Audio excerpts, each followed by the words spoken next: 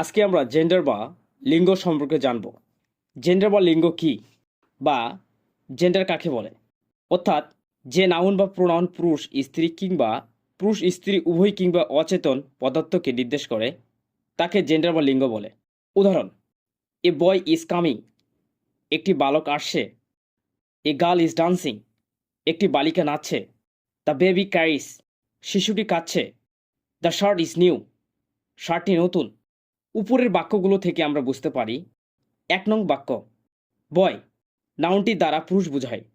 ২ নং বাক্যটি গার্ল নাউনটির দ্বারা স্ত্রী বোঝায়। ৩ নং বাক্যটি বেবি নাউনটির দ্বারা পুরুষ ও স্ত্রী উভয় বোঝায়। ৪ নং বাক্যটি শার্ট নাউনটির দ্বারা অচেতন পদার্থকে বোঝায়। কাইন্ডস অফ জেন্ডার, লিঙ্গের প্রকারভেদ। জেন্ডার বা লিঙ্গ ৪ প্রকার, যথা: ১ নম্বর মাস্কুলিন জেন্ডার, পুংলিঙ্গ। ২ নম্বর ফেমিনিন জেন্ডার, স্ত্রীলিঙ্গ। কমন জেন্ডার, উভয়লিঙ্গ। নেইটার জেন্ডার, ক্লিপলিঙ্গ। ১ নম্বর মাস্কুলিন জেন্ডার, যেসব নাউন দ্বারা পুরুষ জাতিকে নির্দেশ করে সেগুলোকে মাস্কুলিন জেন্ডার বলে বা পুলিং লিঙ্গ বলে। যেমন: বয় একটি ছেলেকে বোঝাচ্ছে, ব্রাদার একটি ভাইকে বোঝাচ্ছে, ফাদার পিতাকে বোঝাচ্ছে, কিং রাজাকে বোঝাচ্ছে, আঙ্কেল চাচাকে বোঝাচ্ছে, হি সেকে বোঝাচ্ছে, রহিম একটি নামকে বোঝাচ্ছে। ২ নম্বর ফেমিনিন জেন্ডার, যেসব নাউন দ্বারা স্ত্রী জাতিকে বোঝায় সেগুলোকে ফেমিনিন জেন্ডার বা স্ত্রীলিঙ্গ বলে। যেমন: গার্ল বালিকাকে বোঝাচ্ছে, সিস্টার বোনকে বোঝাচ্ছে, মাদার মাকে বোঝাচ্ছে, কোয়েন রানীকে বোঝাচ্ছে, আন্ট মাসি বা পিসিকে বোঝাচ্ছে, শি তিনিকে বোঝাচ্ছে, ওয়ারি ভদ্র মহিলাকে বোঝাচ্ছে। কমন জেন্ডার, যেসব নাউন বা প্রোনাউন দ্বারা পুরুষ বা স্ত্রী উভয়কে বোঝায় সেগুলোকে কমন জেন্ডার বা উভয় লিঙ্গ বলে।